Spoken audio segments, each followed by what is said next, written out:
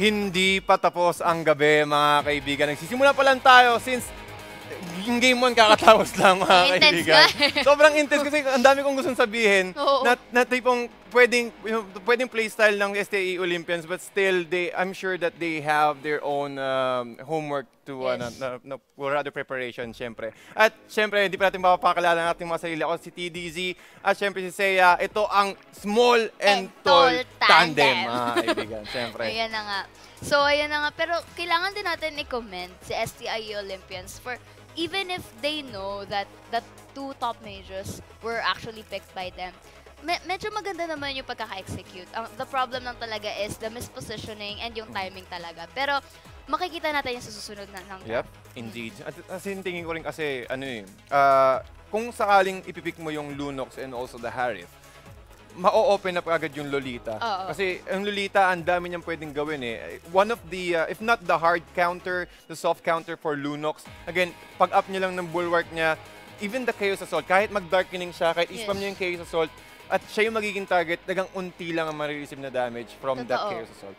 Yes, and yun na nga, I think the best possible for STI Olympians actually get another point here is that they have to respect talaga yung magiging drafting later on. Kasi minsan talaga if you leave these heroes, especially if nasa meta sila, it will be taken advantage of it. Just like what PLDT Smart Omega did just now. I agree. Kasi kita mo naman kasi yun sa drafting pa lang, kailangan mo mag-ingat eh. Bukod sa sa in-game phase kasi merong dalawang part yan eh. Drafting, tingin ko mga 40% of the whole game drafting pa lang. Kasi talaga. may idea ka na eh. As a player, isipin mo doon, okay, paano natin i-approach itong fight? Kailan ang mga power spikes natin? At kailan sila mag-o-online? Yes. So, if you want to play aggressively, sa ganung klaseng lineup ng STI Olympians, pwede naman eh. Kaya, sabi mo nga kanina, talagang, it's all about the positioning. Ilang beses sila na-caught off guard dahil din kasi sa Way of the Dragon ni Cho. Tama. And also, laro din to ng mind games eh. Indeed. Kasi kung papansinin mo, okay, nagpo-falling Star Moon to sa Esmeralda, pero it was only a bit.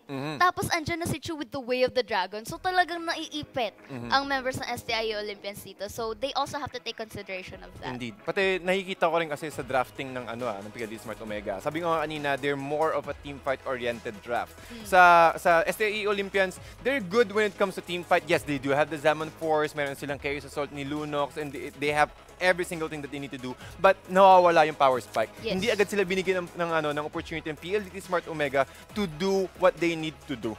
Kasi ang dami rin eh, merong Grok na may Guardian's Barrier, Numinon Blast pa lang, baka parang, kailangan natin umalis dito. Pag tinamaan tayo ng Numinon Blast, yari tayo. Wala na, GG na. Pero at the same time, that is what the objective of PLDT Smart Omega talaga. Kasi if ever dumating tayo sa mid to late phases ng game, doon na natin makikita na malulugi yung PLDT, yung STI Olympians. Ay, hindi. Tama, PLDT Smart. PLDT, kasi aggressive sila. Andun na yung double mage with the Zaman Force, tapos with Lunox's Chaos Assault, and kahit naka-darkening, magiging malambot yung the Grok, the Lolita, and we're also going to see that Esmeralda. Makikita natin na manlalambot sila kapag umabot tayo dun sa late game at nakapag-items tong dalawang core damagers ng STI Olympians dito. Pati nakikita ko rin kasi kaya nag-Athena Shield kagad si Grok eh. Kasi alam niya na, okay, hindi niya kayang patay. Well, there's a very slim chance na mapatay ng Lunox ang Lolita because of his bulwark nga rin kasi. So that's why he itemized himself into an Athena Shield. So again, additional magic protection from the Chaos Assault and also giving that additional shield. Yes. So it will be easy. It will be much more difficult for both mages, the double mage composition of STI Olympians, to penetrate the. Tama. Tsaka maganda rin yung yung discipline talaga. Yun yung pinaka napansin ko for PLDT Smart Omega, the discipline. Kasi they know when these 2 mages will be going in and when they will be aggressive. Tapos talagang kina-counter off talaga nila eh. But at the same time, for STI Olympians, I like the way na if there's the risk, nagbaback away din sila eh. Kasi they know the dangers and they know if the members are going to be picked off, talagang they have to back out.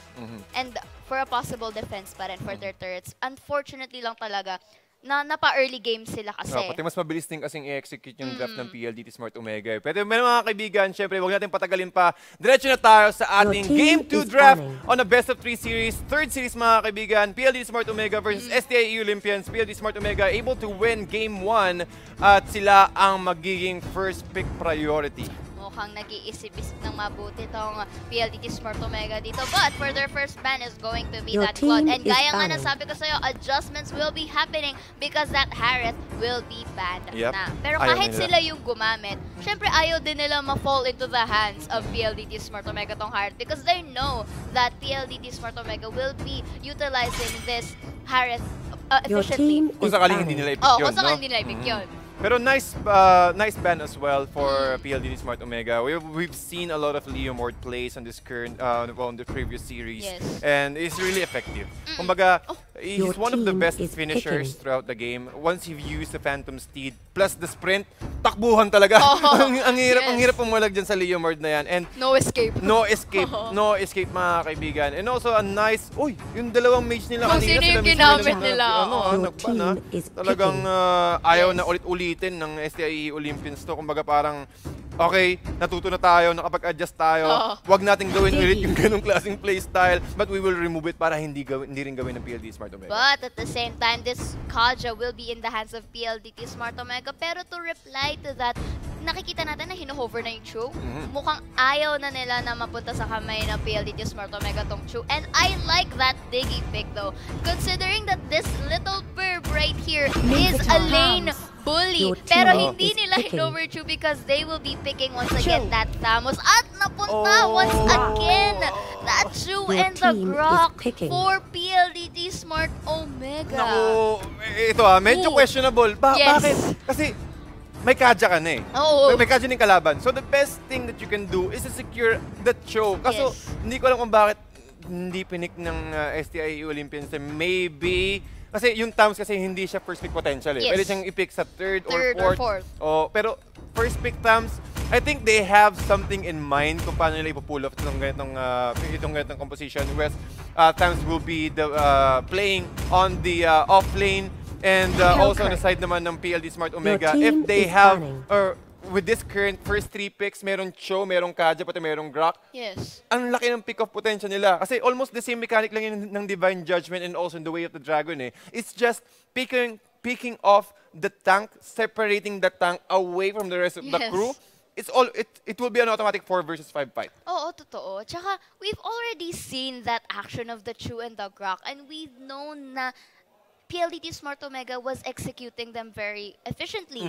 And it also leaves the question as to why. Bakit mo ibibigay ang isa doon sa kanila? Pero at the same time, I think it's also for a comfort pick din Tingin ko rin. Kaso parang medyo offbeat. May questionable talaga. Para sa akin medyo questionable talaga. Kasi Thams, ang first 2 pick kasi, para sa akin first 2 pick, it's either picking a good mage plus the tank.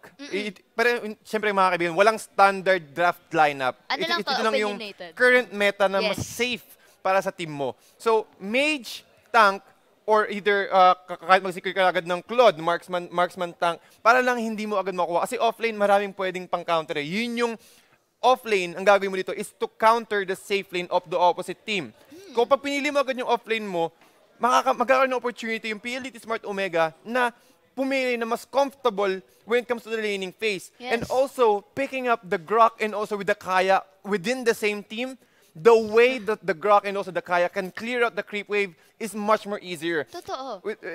Kung gaano kabilis yung pag-clear mo ng creep wave, mas mabilis ka rin makaka-rotate. And the fact na bukod nga naman with this Kaya and this Grok, Divine Judgment lang ng Kaya with that Guardian's Barrier and the wild charge of the Grok, cornered ka na. Wala nang bawi.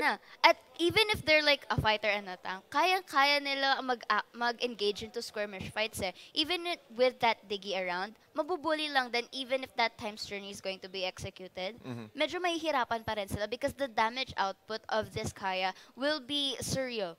At medyo mukhang it's going to be into a shock.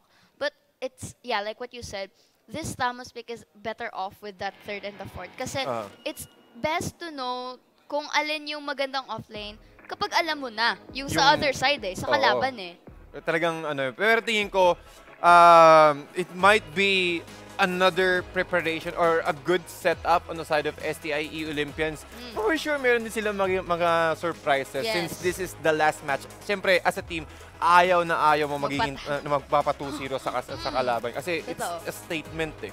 Kumaga parang pa na 2-0 ka, you're almost giving them a lot of points and also the best way to catch up or a best way to lower your doubt. Kasi pag sobrang dami na ng points ng kalaban tapos naiiwan ka, ang hirap umangat. You will be intimidated din as well eh. Tsaka nandun din yung sense of panghihinayang na why the house at sana kung ganito, sana kung ganyan.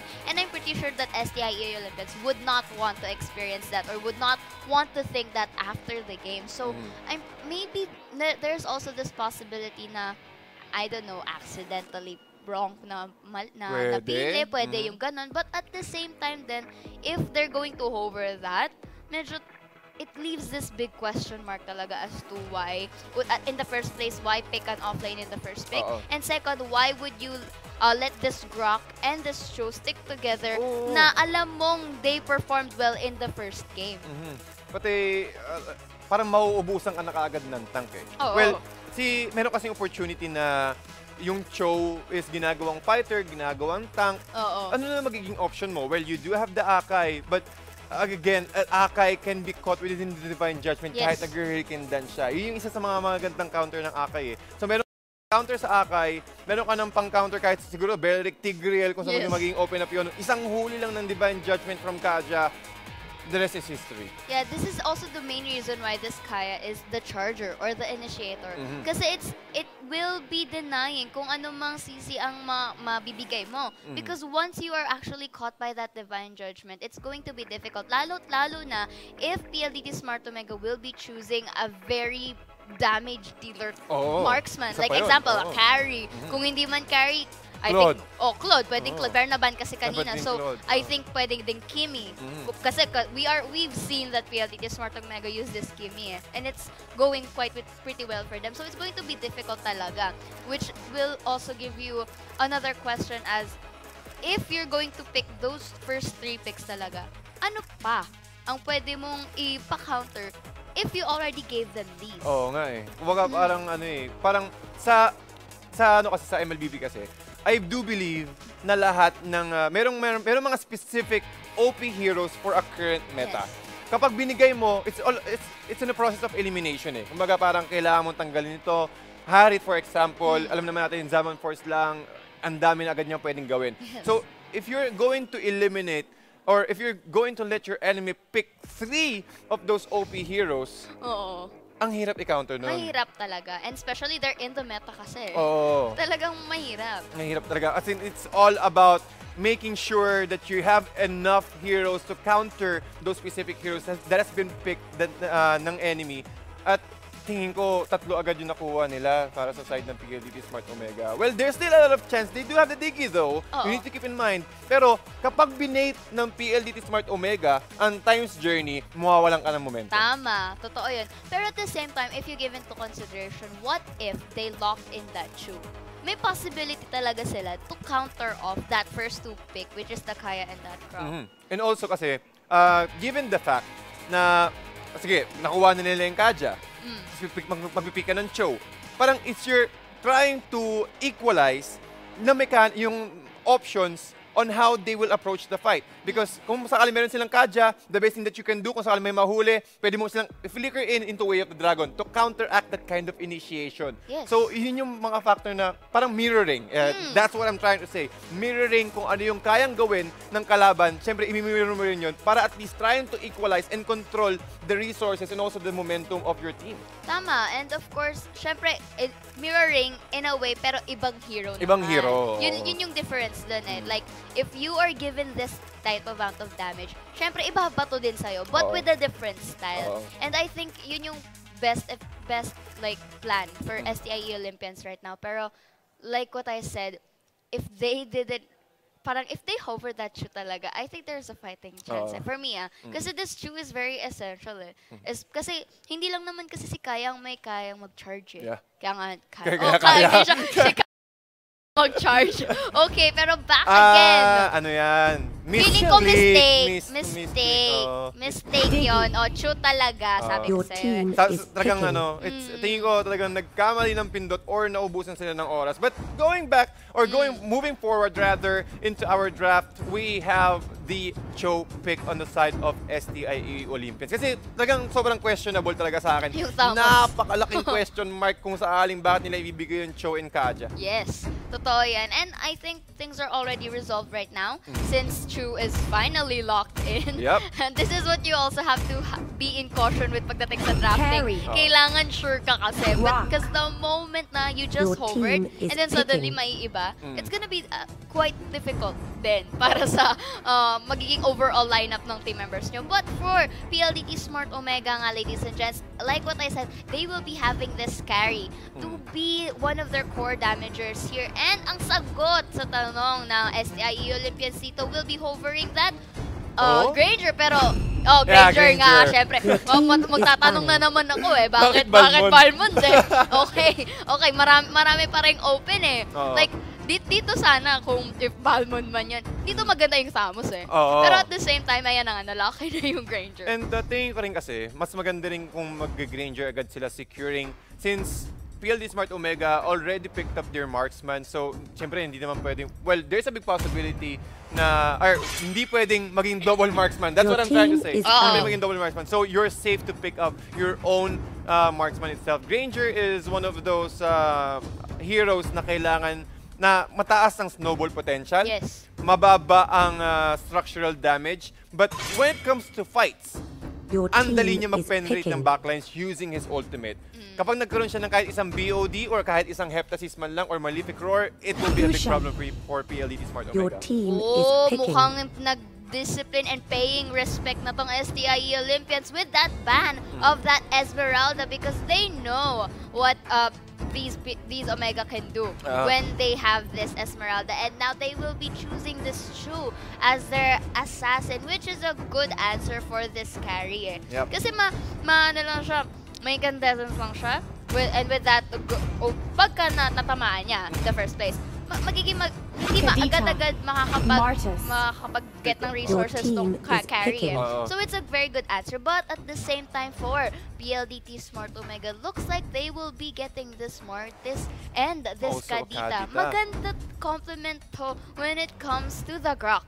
Ma-Breath of the Ocean ka, ma-Guardian's Barrier ka, and ma-Wild Charge ka, wala ka na namang takas. Wala ka na namang dagang takas. Pati, isipin mo ang PLDT Smart Omega, they have every single thing that they need to approach this kind of fight. Well-rounded draft indeed. As you can see, they have the late game potential of carry. They can stick as 4. Again, they have enough creep wave or they have enough clear para sa creep wave para makapag-result agad ng early rotations. They have the Kadita to set things up. Meron siyang Ocean Oddity into a Breath of the Ocean. Pag nahuli, kahit isa, kahit yung tank ng STIE Olympians, nandun si Martis para i-push back yung the rest ng STIE Olympians. So again, it's quite a, well, it's a draft naman ng STIE Olympians. Okay siya, it's actually okay, but it's all about making sure that you're able to pull off this kind of draft, this kind of composition. I think what STIE Olympians is trying to do here is that they will be lane bullying. With, let's say, this, syempre, this Granger and this Diggy. Kapag sabihin natin nakapush na sila, syempre mag-roam sila and I'm pretty sure they will be together. These two, kapag pinagsama, magiging lane bully yan Because with that Diggy, magsasending stars lang siya to actually taunt and give vision doon sa side for... Okay, ito na nga, talking about the game, let's go back to our second game, best of 3 series, third series mga kaibigan. Syempre, PLDT Smart Omega, lane composition, Toshi and why not in the bottom lane. And again, the one who's going to hold this kind of aggression will be Chester sa kanyang Cho. At ayan na nga po, we saw that Kadita and that Kaya took the green monster away from that Granger and Diggy. Pero dito nga sa bottom side, nakikita natin nabubuli si Chester. Pero dito na nga, nag-first blood si Martis dito with his skill with the help of the Breath of the Ocean coming from that Kadita. At ito naman si Secret at Jiku sumisikret dito sa bush. At ayan na nga, na-reverse time pero walang epekto for Kenji. At this is a good opportunity for PSO to get this turtle But Deja Vu is here for the vision, telling his friends na guys, nandito po ang PLDT Smart Omega. At yes, of course, to the rescue na ang Granger Diggy. Kadita with the Breath of the Ocean pero hindi kumagat. At ayan na nga po ang kanyang ult. But the Gusion retracts it with that slay dito naman sa bottom side. However, Chester medyo ipet dito. Why not with the low belt? Pero ayan na nga, Toshi for that kill. Hindi enough yung, yung additional shield from the Shunpo and carry. Wubidon is going to take that kill. Almost clutch fight there with the help of also the Grok. But again, STIE Olympians with the Granger, they're able to secure that first objective, the turtle objective. At least unti-unti silang umahabol when it comes to net worth though. Almost 6,600, mga 500 lang. Unting-unti lang yan. Pero ang kailangan natin tignan dito is the aggression. Also the items of the Granger. So far, nakikita natin when it comes to kills lamang si PLDT Smart Omega with 2 kills and 1 for STIE Olympians. At maganda din ang discipline na pinapakita ni STI dito, no? They are okay, they're going for risky plays, but at the same time, they know when to back away. Oo, yung doon pumapasok yung disiplina na, again, pwede maging risky, kaya meron tayong tinatawag na high risk, high reward, but it's not the right moment to do that. Oo, at ayan na nga po, nakita natin si Granger nag-crit dito sa ating Kadita a while ago, forcing them to actually back away and go malayo sa kanila. Because again, ladies and gents, nililane bully nila ang top side. Dito naman sa bottom side, nakikita natin si Chester still 2-1 ang labanan dito. So far, it's going good for bottom side. Pero ayan na nga, reverse side si Kenji dito. Ayan na nga yung time bomb. Forced to back away with a little bit of help. Oh, Divine Judgment!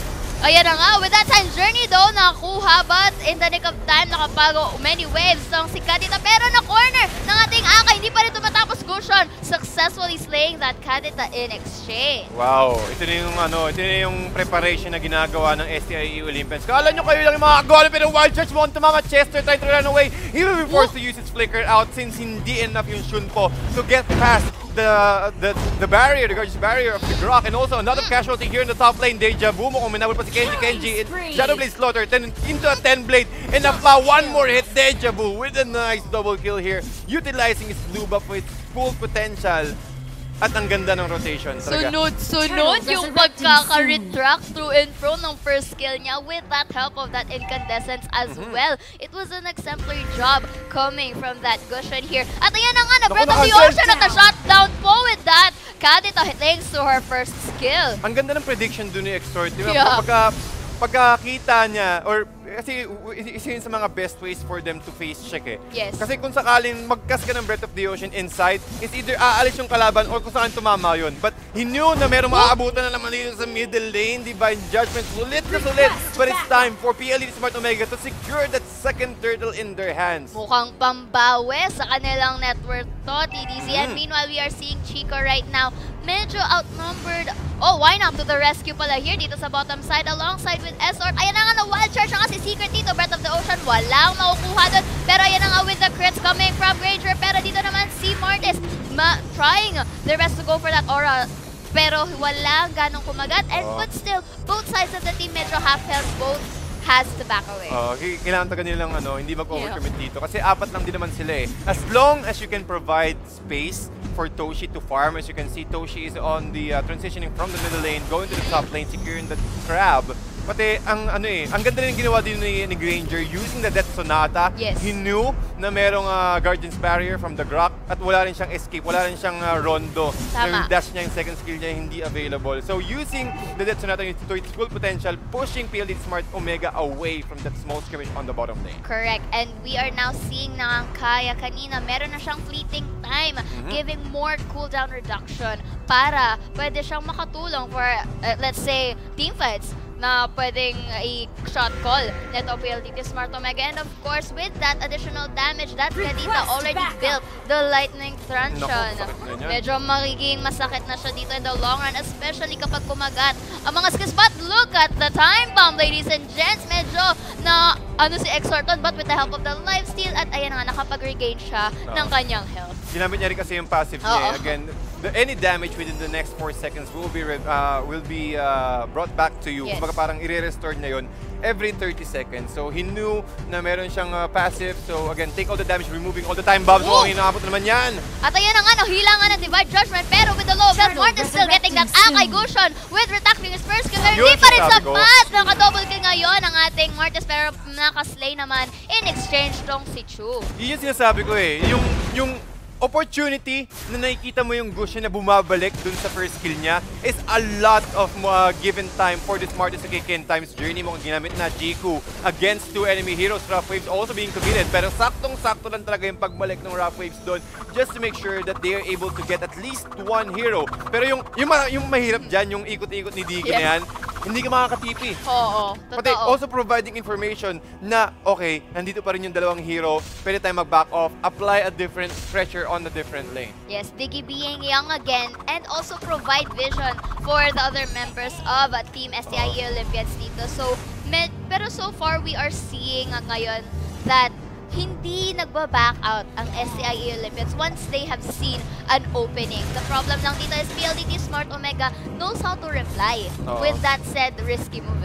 Kasi ano talaga eh, makikita mo dito yung mga pinag-aralan since they're one of the best teams na nakasumali nga sa ating league. It's all about the preparation, showing kung ano yung mga prepare mo reverse time, but it will be cancelled by the passive of the Grok. But they saw SAE Olympians coming. Why not charging up his power of nature, looking for a nice opportunity? Pero enough na din naman yun para i-force down since alam na nila na yung Lord is already up and running. So it's all about positioning din talaga eh. Makikita mo dito yung the discipline from PLDT Smart Omega na hindi natin kailangan mag-overcommit. Alam nila na lamang sila. Ayaw lang nilang bigyan ng opportunity yung SEIE Olympians to come back. At ayan na nga, the power of nature will be going for Grok, pero wala. Pero I like the way na he used it kanina, no? To harass the other members of SEI para hindi sila mag-further commit. Para na nga, Divine Judgment coming and getting that deja vu, but the time's journey will be picked off by Jiku over here. Pero so wala pa silang mapipick off, but the carry slowly getting that free hit. Pero wala, they have to disengage. This is a good position now for Lakati to actually push that middle tower. Pero dito sa bottom, Chester doing the split push moves. Ayan na nga, ladies and gents, na-push niya na ang bottom lane. Nirarat ng SEIE Olympians. Okay lang din naman since, again, we cannot stop PLDT Smart Omega to push down the middle lane. So the best thing we can do is at least take one more objective in their hands. Ang kote naman na ganito. Toshi, napaback out doon si Chico. At alam na nila kung gaano kalakas Toshi dito. Hinihintay lang nila power of nature sa muka. Kinutungan sa batok, mga kaibigan. Why not able to secure another kill here in the hands of PLDT Smart Omega? At kailangan talaga nilang i-prevent yung mga ganong klaseng opportunity. You don't want to be caught off guard without any proper positioning, and you will be punished instantly. Tama, and this is also a good position ngayon for PLDT Smart Omega to actually get this Lord. Will it be contested? Mukhang hindi na, ladies and gents. The first Lord will be going to Omega. Pero I like the way na yung kanina na ano talaga yung predictions talaga, prediction gaming ng PLDT Smart Omega dun sa top push eh. So far na nakakahuli talaga sila ng members sa SEIE Olympians. So ayan, we can see Chester right now nakikipag 1v1 dito sa Martis, but ayan na nga yung Mortal Call and he is now forced to back away dahil may immortality na ngayon si Kenji na pwedeng pangbakbakan dito kay Chester. Kasi pagkakita niya na mayroong umangat na papak, wait lang, okay, back na tayo. Hindi natin kailangan mag-overcommit dyan. Kaja trying to tail out the Cho, pero sa mid lane naman, Secret using his Rhapsody, dishing out a lot of damage here on this Lord, and at least another objective taken out by PLD Smart Omega. Okay lang yan, since it's just the Lord 1, mga kaibigan. Ang importante, ubos ang outer turrets ng SEIE Olympians, maintain crowd control, maintain map advantage against them, at isa to sa mga pinaka madaling gawin, or at least one of the most proven effective way to choke out your enemy. Mukhang makikipagbaka na ang PSO dito, but ladies and gentlemen, reverse time, walang nakagat, and this is another successful turret coming from PLDT Smart Omega. At kung papansinin natin, tatlong members na ng PLDT Smart Omega ang naka-immortality. Mukhang hindi na sila ngayon mag-hesitate when it comes to team fights. But that's true! Doon sa top side, ladies and gents, nagsisplit push na naman at nag-chill Meanwhile, the Martis here to the rescue at ayan na nga makikipagbakbakan once again with a mortal call going in. Walang natamaan and he is now forced to back away. Ang ganda ng ginagawa dito ng STIE Olympians. I wanna give kudos to Chester. We have the Dragon move used, pero tingin ko mukhang enough ba to? Ito na ang kupunan. Takbuhan na, sir! Chester! Ito na si Wild Charge. Pinatukan. Kenji taking down another kill inside of STIE Olympians. You don't want to overstay on a lane. Yes, totoo. Because the more the members are there, it's gonna be very, very difficult for you. At maganda ang response time ng members na PLDT Smart Omega dito. No? So far, with that being said, the thing here na kind of bothers me is maraming members kanina sa top members ng Omega eh. The problem here, hindi tinake advantage ng STIE Olympians yung pagkakaroon ng members doon sa top side. Hindi sila tuloy nakapag-push ng mid lane. Oo, at well, yung nawala yung opportunity nila for them to push. At kita-kita natin, yung tier 1 turret sa middle lane is still standing really strong with around 50% structural HP. Pero STIE Olympians, kailangan talaga nila kailangan talaga nilang i-take advantage kahit yung mga maliliit na open na binibigay ng PLDT Smart Omega since they're playing from behind. They need to take every other resources. And tingin ko hinihintay lang dito ng PLDT Smart Omega is the respawn of the Lord. 60 more seconds para sa STIE Olympians to do everything that they want to do. Pero hindi binibigyan ng opportunity ng PLDT Smart Omega dito. Kinukuha din nila yung blue ng STIE Olympians. So, it will force STIE Olympians to commit just in case na gusto nilang ikunin yung blue. Kasi ang problema, naka-Divine Glaive na si Kadita mga kaibigan, plus the Genius Wand. So, ang sakit, wala magic resistance. At ayan na nga, Divine Judgment kakagat with the Kadita for that kill. At mukhang hindi sila sumusuko because Immortality Gaming ang ginagawa ng PLDT Smart Omega dito. Pero si Granger, nakita natin kanina, nagpapakakardo dahil nagpaka-bloodlust axe na siya. Pero hindi pa rin ata sapat dahil ayan na nga, pinipressure na ng PLDT Smart Omega itong mga members. Pero nasakit! Sabi ko sa inyo. Mga kaibigan, plus the lifesteal from the bloodlust axe. Grabe, nagpakakardo talaga. Kardo talaga. Ayan na. Parang hindi mo, kahit sa expert na pasalita na rin napakasakit talaga ng Death Sonata mga kaibigan ng ating Granger. At nakita natin yan yung, well, if they can prolong the game for STIE Olympians and then give a lot of farm for Granger, they can do that every single time. At yun yung maging opening nila for them to reverse this game, turn this around in favor of STIE Olympians. At ayan na nga, kinukuha na ng STIE Olympians ang pangalawang Lord, ladies and gentlemen, na which i-contest ata na itong PLDT Smart Omega pero hindi na agaw ng Omega to. At ayan na nga, they are initiating retreat. Medyo ayaw na nila mag-overcommit dito, ladies and gents. Pero si Kenji na yung mag-one-on-one kay Chu, successfully killing it, and the carry in return will be killing that cushion dahil because they took the Lord. Siyempre, gugustuhin ng PLDT Smart Omega na i-take advantage yung mga low health sa kanila, and one of which is going to be that Chu and that cushion. And that cushion. Pati nakita mo yung priority dito na Kenji. Alam niya na yung one of the biggest pick-off potential ng STIE Olympus is yung Grok. Alam niya, tingin ko pinili talaga ito ng PLDT Smart Omega to contest and control the Grok just in case na kung sakali meron magkaroon ng snowball potential. Isolating isolating the rest of the crew kahit si Cho wala talagang pag-asa na makatakas. Yes, so far. And even though that STIE Olympians got the Lord, wala din siyang masyadong effect kahit second Lord siya because the carry is there. And considering na 4 members ng PLDT Smart Omega ay nandun sa top, so wala ganong nagawa ang Lord to buy time for STIE Olympians. And considering then yung position kanina ni STI, hindi rin sila ganong makalabas because let's face it, map domination is still in the hands of PLDT Smart Omega.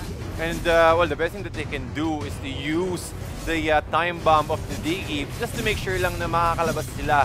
Pero ang laking commitment nun. Ibig sabihin, kumbaga, parang ang hirap Pero Chester doing everything that he can to take down every structures and farm for his next item. Go parang ito na yung transitioning ng Cho na okay, kaya mong murumat, kaya mong to make down, and as you can see, using the Shunpo, trying to get inside the tier 3 turret. Pero magkakaroon ng bakbakan dito, reverse time away from Kenji, magpapasok na si Why Not. At ayan na nga, naka-monster ka pa rin si Martis dito, ladies and gents. The Time's Journey nagamit pero not into a full potential. Pero ayan na nga, medyo si Chico na ipit.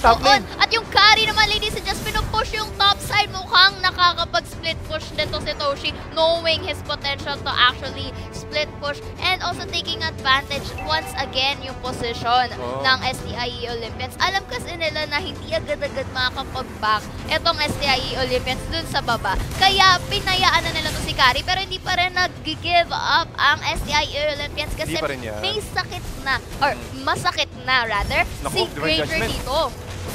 Ang sakit agad ng Death Sonata dun, but also a nice, spectacular block there from Why Not, mitigating all the damage dealt from the Death Sonata. Pero mukhang tatapusin ng PLDT Smart Omega. Alam na nila, na lamang na sila.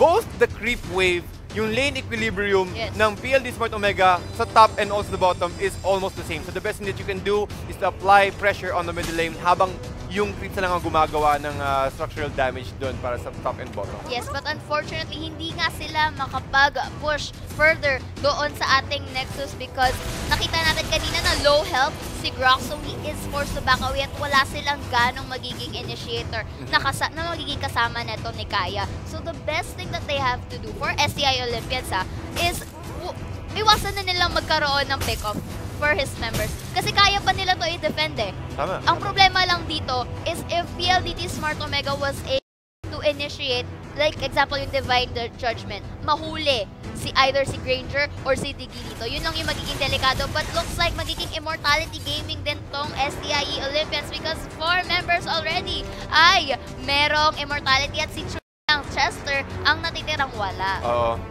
Ang kailangan sa kanila dito is yung ano eh. Well, yung rat potential talaga na ginagawa dito ni Chester. Yeah. Ang laking bagay. Kasi kung sakaling hindi ginagawa ni Chester yan, malamang kanina pa tapos yung laban eh. Pero also, kudos for the Grecian here. Is not really giving up. You were able to secure the blue buff on that lower side of the SAE Olympians map. But now, the next objective, sino ang makakuha ng next Lord? Kasi kung saan makuha to ng SAE Olympians, pwede, ito yung kailangan nilang, ito yung comeback potential nila eh. It's their fighting chance, TDC. At ayan na nga, mukhang Chico still going for that vision. Hinihintay lang nila maging low health tong Lord. Pero this time, with that pick up, ayan na nga, ladies and gents, Chico will go in with the Hurricane Dance. Medyo, ayan na, Divine Judgment siya. Actually denying that Hurricane Dance. But yeah, ladies and gentlemen, Deja Vu with that power of nature makatatama. Pero ayan na, nag-Guardian's Barrier, wala siya magagawa doon, ladies and gents. Pero doon sa top side, nakapag-legendary pa si Martis doon. With that, Grok, though successfully staying that cushion in the long run, Chu has nothing to do but to go back, ladies and gents. This is a 4-1 in favor of PLDT Smart Omega. Hindi pa rin sila susukod. Go!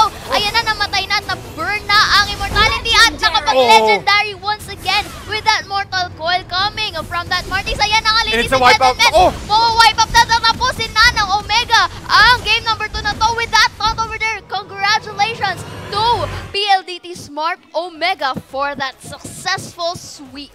Ang ganda ng pagkakalaro nila doon.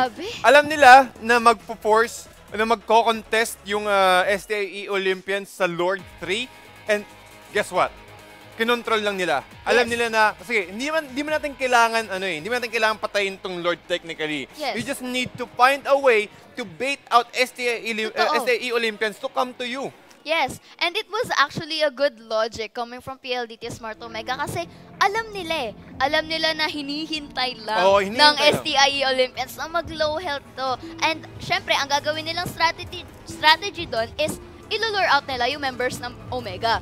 Pero ang nangyari is, hindi namin itutuloy yung Lord. Kami ang atake sa inyo. At nagsimula doon with Toshi free hitting that Akai. And the Akai was forced to use the Hurricane Dance. Pero hindi nga niya na corner si Carry because the Divine Judgment was used against him para malayo siya at nakapag-free hit tong si Toshi. Yun yung sinasabi ko eh. Kaya, kaya hindi talaga binibigay, hindi in-open up yung Kaja. Kasi ang dami niyang pwedeng i-disable. Yung Hurricane Dance, again, that's an ultimate into an ultimate. There are only very limited heroes na kaya mag-counteract ng ultimate ng isa pang hero. And Kaja is one of those heroes, top heroes na kaya mag-control nun. Isipin mo, cancel agad. Sige, Hurricane Dance ka, mag-force ka ng Hurricane Dance mo, Divine Judgment ka sa akin. Ihahatakin kita papunta doon sa 3 miyembro ng PLDT Hindi Smart mo Omega. mako-corner ang friendships ko. Hindi mo hahatakin kita palayo. ang response ng Kaya dito, which was a good job. But we have to commend the Chu. Kasi kahit pa paano, he actually stood up a good fight eh. Yeah. Kasi nakakapag-split push siya, nabigyan niya ng pressure yung PLDT Smart Omega kasi there was a potential epic comeback dun eh. Indeed, I agree. Kita mo lang sa stats natin para sa ating post-game analysis. 64% ang structural damage na binigay ni Chester dito. 28% naman para kay Granger. Since naman natin kanina na Granger, well, early game yan eh. Pero late game, ang daming binigay, ang daming biniling oras si Chester para sa team niya. And with that being said, ladies and gents, your MVP of the game for PLDT Smart Omega, it's going to be Kenji, or known as Kenneth Gian S. Villa, with that Martes with a KDA ratio of 10.4. KDA ng 11-1-2, ladies and gents. 11-1-2 ha. With a kill participation of 62% at kung titignan mo yung net worth, 16,422. Ang taas kasi talaga ng ano. Pati, this is sa lahat na nakita ko ng Martes or inipalad ko Martes in a pro scene, this is one of the best Martes plays on hand. And also, controlling the Gusion. Sabi natin kanina, nakita ko na eh, yung nahihirapan pumasok ang Gusion. Kung saan tumama yung sword spike niya, okay, sige. Nag-aabang nun, nag-lurk yung Martes. Sige, pumasok ka, pumasok. Pag pumasok ka, huling-huli, walang pagkakataon yung Gucci na makatakbo. Pero syempre, pag-usapan natin mamaya yan para sa ating post-game analysis and also the recap for the whole game, mga kaibigan. Magbabalik kami, TDC and Seiya, the Nationals will be right back in just a little while.